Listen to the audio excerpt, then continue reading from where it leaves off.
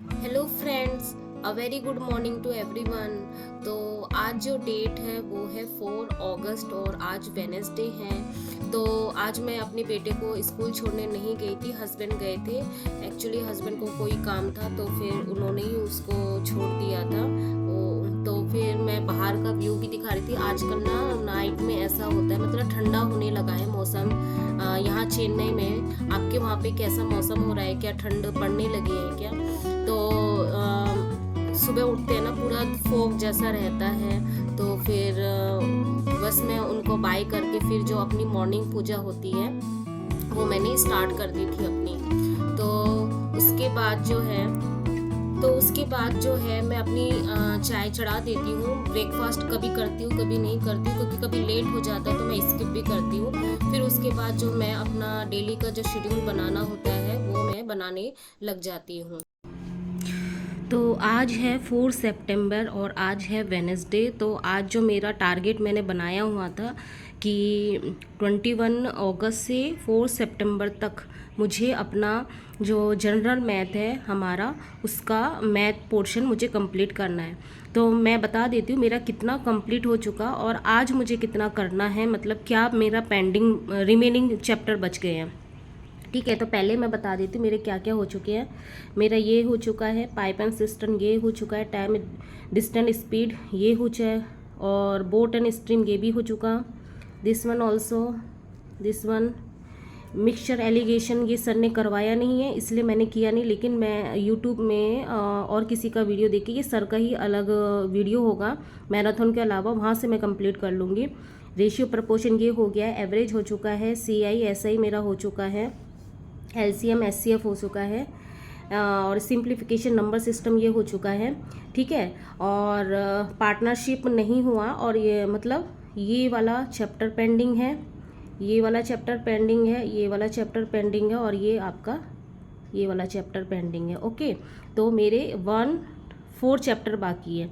और मैं एक चीज़ क्लियर करना चाहती हूँ, जैसे प्रीवियस जो ब्लॉग था उसमें मैंने ना जियोमेट्री बोला हुआ था कि मुझे कंप्लीट करना है। तो मैं बता देती हूँ, ये जो सारे चैप्टर है ना, ये हमारे DSSB में स्पेशली जो लास्ट PYQ में आए हुए हैं उनमें से उसके अकॉर्डिंग ये सारे चैप्टर बनते हैं। अभी तक जो जियोमेट्री से ऐसे क्वेश्चन आया हुआ नहीं है, लेकिन स्टिल हमें ना फॉर्मूले वगैरह पता होना चाहिए अगर आ जाए तो। ठीक है, लेकिन जो आए हुए हैं उनके ऊपर हमें वर्क करना है। तो जियोमेट्री को मैंने छोड़ दिया, वो नहीं किया। एक्चुअली फिर क्या है, आप लोग बोलोगे कि मैम जियोमेट्री आती नहीं है, फिर भी आपने बताया है। तो हाँ, जियोमेट्री नहीं आती है, हमारा मेंसुरेशन आता है, एरिया और वॉल्यूम आता है। ठीक है, तो जियोमेट्री करनी नहीं है, लेकिन आपको जो बेसिक होता है ना, जैसे 6 से 8 तक की जो आपकी बुक्स होती है जियोमेट्री, उसमें थोड़ा बहुत पोर्शन आपको फॉर्मूले वगैरह एटलीस्ट आना चाहिए। ठीक है, कभी क्या सिचुएशन बनती है पता नहीं हमें। तो ये है, तो आज मुझे 4 चैप्टर कंप्लीट करने हैं, तो इसके हिसाब से बहुत सारा मुझे टाइम चाहिए। तो मे बी मैं अदर कोई जो सब्जेक्ट है उसको इग्नोर करूँ, आज नहीं करूँ, क्योंकि आज ये लास्ट मेरा डे है इसको कंप्लीट करने का। तो यही था।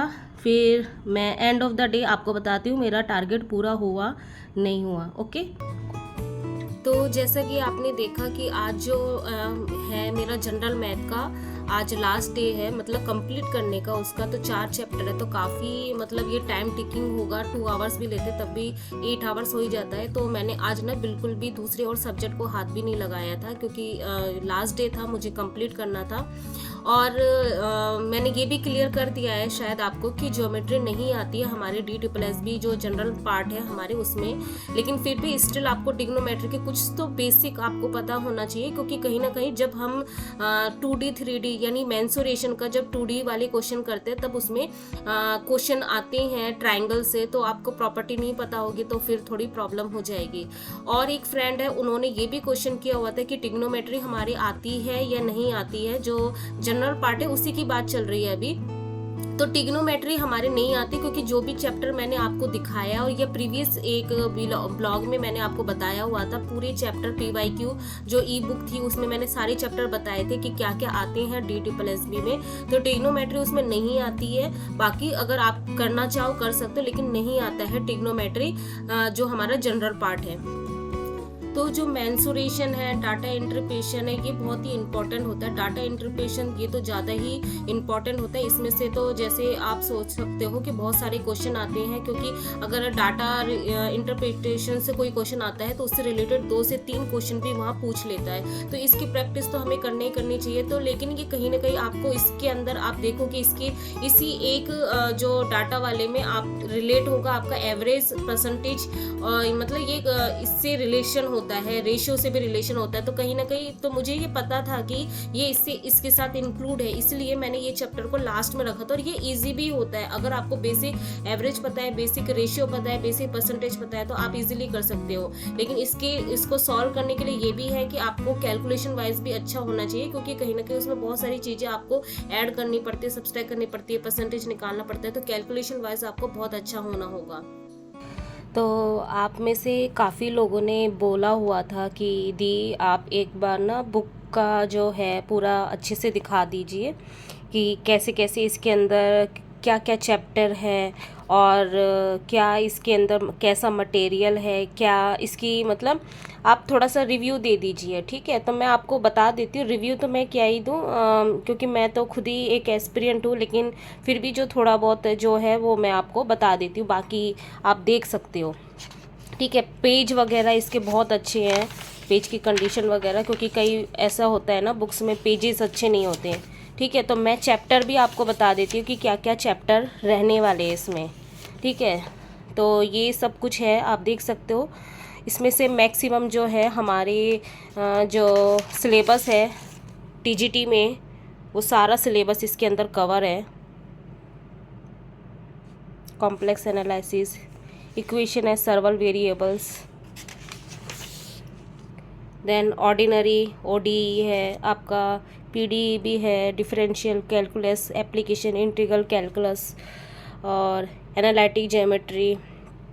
ठीक है, न्यूमेरिकल एनालिसिस हमारे नहीं है, प्रोबेबिलिटीज़ नहीं है। ठीक है, क्योंकि ये बुक तो क्या है आप देख ही सकते हो, ये एमएससी एंट्रेंस के लिए, IIT JAM, NET, SET, GATE इनके लिए। लेकिन जो हमारे सर थे शेंकी सर, उन्होंने ये बुक रिकमेंडेड की थी। तो ये बुक मैंने जो इसलिए ली थी क्योंकि थ्योरी तो आप देखो यूट्यूब में आप कहीं ना कहीं से या पेड बेस से यूट्यूब से आप कहीं से भी कर लोगे, लेकिन हमें क्वेश्चन चाहिए ना कि एटलीस्ट हम क्वेश्चन की प्रैक्टिस कहाँ से करें।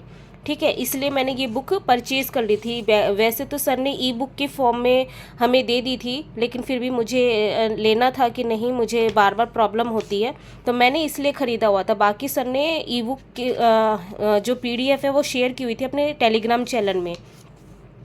तो इसका पेजेस वगैरह है। इसमें ये अच्छी बात है कि जैसे कोई भी क्वेश्चन है उसका डिटेल एक्सप्लेनेशन है। देखो इस तरीके से एक्सप्लेन है पूरा, इसके अंदर बताया हुआ है कैसे कैसे सॉल्व किया हुआ है, सॉल्व्ड है ये पूरा। ठीक है, थ्योरी पार्ट हो, क्वेश्चन बेस्ड हो, सब कुछ इसमें डिटेल में बताया हुआ है। इसीलिए इसका जो वॉल्यूम है आप देख सकते हो कितना ज़्यादा ये वॉल्यूम है, मतलब बहुत मोटी बुक है ये, बहुत ज़्यादा मोटी बुक है। इसमें पेजेस और, लेकिन मुझे अभी प्राइस पेजेस देख लो आप कितने हैं, 1168 है। ठीक है, जिसमें से हमारे 1-2 चैप्टर को अगर हटा दिए जाए, सारे के सारे चैप्टर इसमें कंप्लीट हो रहे हैं। ठीक है, तो मैंने आपको बुक दिखा दी है।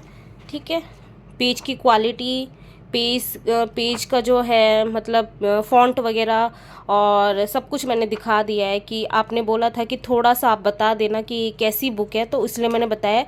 लेकिन अच्छी बुक है मैं ये बोलूँगी।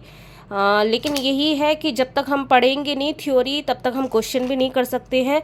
ये ओनली आप ये बोल सकते हैं क्वेश्चन के लिए। इसमें थोड़ा बहुत जो है, जैसे किसी भी चैप्टर में आप जाओगे तो थोड़ा बहुत जैसे होता है ना कि पॉइंट वाइज जो चीज़ें होती है कि लास्ट टाइम रिवीजन करने के लिए, उस टाइप में दे रखा है, ऐसा डिटेल में कुछ नहीं है। ओनली ये एमसीक्यूज़ के लिए बहुत अच्छी है। ठीक है, तो मैंने बुक दिखा दी है।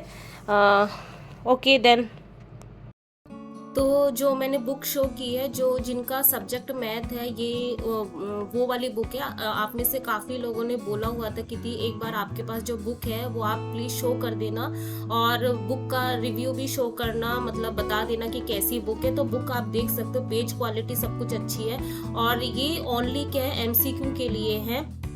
जैसा कि काफ़ी लोगों ने क्वेश्चन किया होता है कि दी आप कौन सी बुक से प्रैक्टिस कर रहे हैं, तो ये बुक से मैं हाल फिलहाल जो है प्रैक्टिस कर रही हूँ, क्योंकि हमारा जो टीजीटी जो सिलेबस है वो पूरा ग्रेजुएशन पोर्शन पे रिलेटेड है।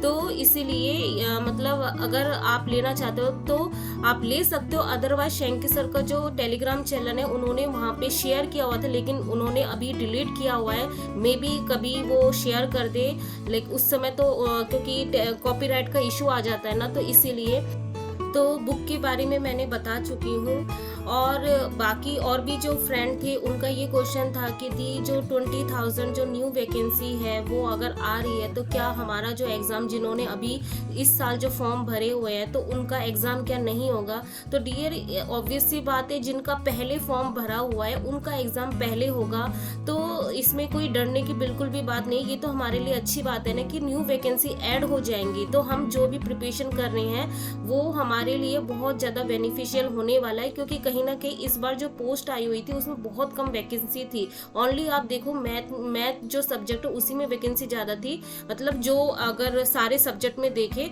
उसमें से थोड़ा बहुत ज़्यादा था पोर्शन मैथ का, लेकिन और जो सब्जेक्ट देखो उनके तो बहुत ही बुरे हाल थे। जैसे साइंस है उसमें भी बहुत ही कम वैकेंसी थी, इसलिए मैंने साइंस का फिल भी नहीं किया हुआ था।